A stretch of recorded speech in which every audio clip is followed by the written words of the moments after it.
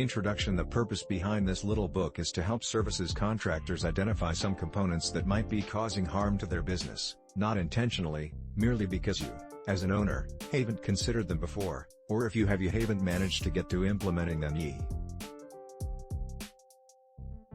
By services contractors I am meaning those involved as HVAC/mechanical contractors, electrical contractors, which includes specialist components thereof such as communications, fire alarms, security systems, etc. Plumbing/hydraulics, including gas contractors, drainage contractors, fire protection contractors, both active and passive. Generally, this information is aimed at small to medium-sized businesses that have a yearly revenue of up to $15,000 USD.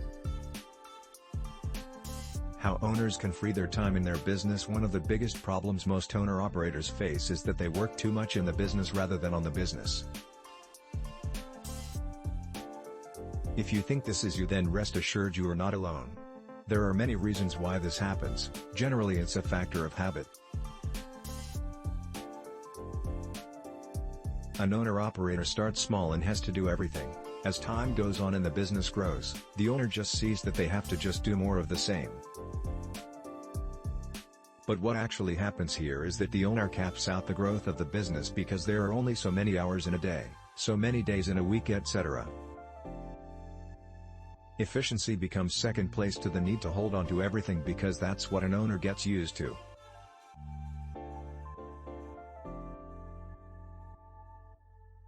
In order to free up time, an owner must learn to delegate and also bring in help so that they can concentrate on the important parts of their business rather than those that can be done by anyone. Examples of delegating or outsourcing could include: 1. Using a specialist freelance estimator to quote jobs. 2. Getting a bookkeeper to do the books. 3. Hiring an SEO specialist to ensure you're getting good local leads via Google Business Profile. 4.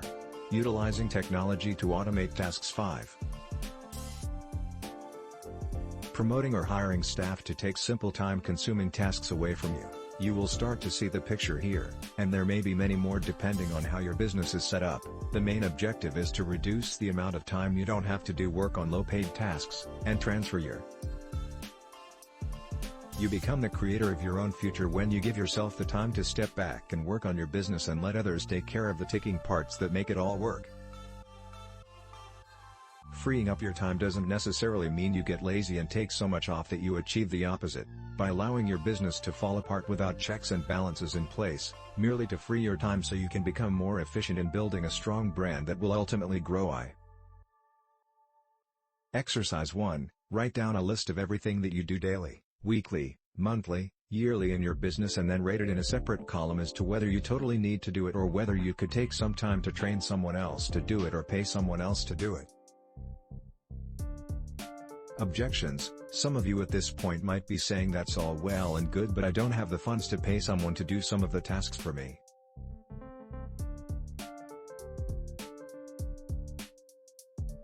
Here is my answer to this: if this is the case, your business isn't performing very well.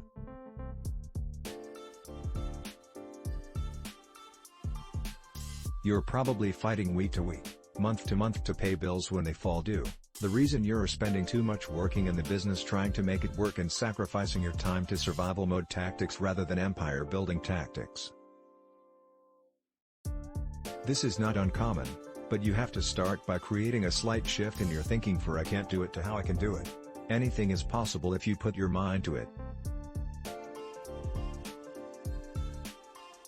If outsourcing really bothers you and is 100% a no-no, then start by outsourcing internally or ask friends/family to help in return for some future benefit when you steer the ship around. Think about as many ways you can to make it work so you can get out of the cycle of desperation and step into being a powerhouse CEO of your own future. I guarantee you, if you think hard enough, you will look back on the day and laugh about your objection. You will see it for what it is, a limiting belief currently holding you back from your dream outcome or having a thriving business that enables you to live the life you want on your terms. It's totally possible. How to ethically increase profits. Whatever the reason you started your business, an important, critical part is that it needs to make money in order to survive. Making a profit is the business equivalent of oxygen. Without it, the entity will slowly die. There are two items in accounting term you need to be aware if you are not already: gross profit and net profit. Gross profit is calculated by taking total revenue minus the cost of goods sold and then dividing the difference by total revenue to obtain a percentage.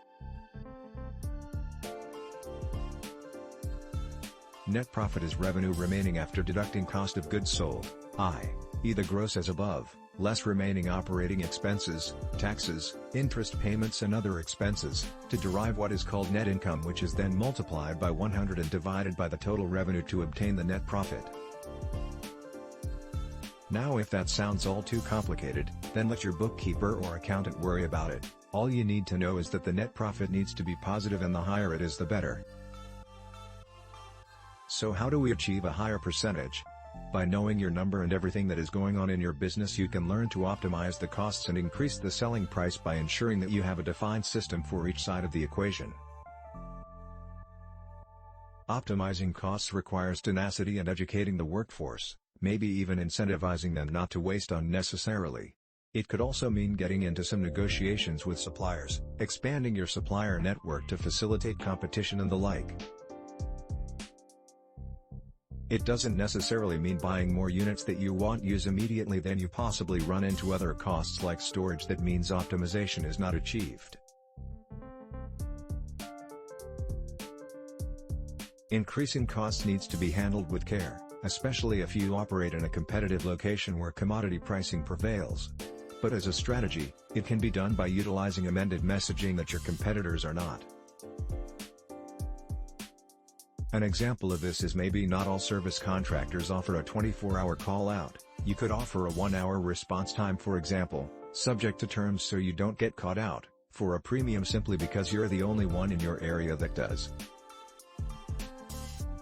This is an example of where you can ethically raise a price because you're doing something someone else isn't, and your customer may have an immediate need that they are willing to pay handsomely for. Have a think about how you could reinvent some of your services in your area where your competitors are not offering exactly the same. How to reduce risk? There is an old statement that suggested the business owner's reward for taking a risk is profit. Whilst I'm not going to suggest this is wrong, in today's environment, we need to be super aware of what risks are prevalent in our business/industry and whether we are happy to continue to be responsible for them or to take an alternative approach. Sometimes business owners just continue to absorb risk in their business because they see it as that's the way it is and are scared that by doing something different may affect their ability to secure work. The worst case is that business owners are not even aware of all their risks. At the time of compiling this booklet, rising costs are an issue and material scarcity is an issue, probably more so than at any time in the last few decades. A business owner has three options. 1. Ignore the issue and hope all will be well. 2. Try to work out what could go wrong over the period of the works and provide a contingency for them and hope that all will be well. 3. Or, the business owner could list the risks and insist that there is a shared approach between client and contractor. Number 3 is the best position and number 1 is the worst. Each business owner knows their market and clients to the extent that you should be able to work out where to go with risks.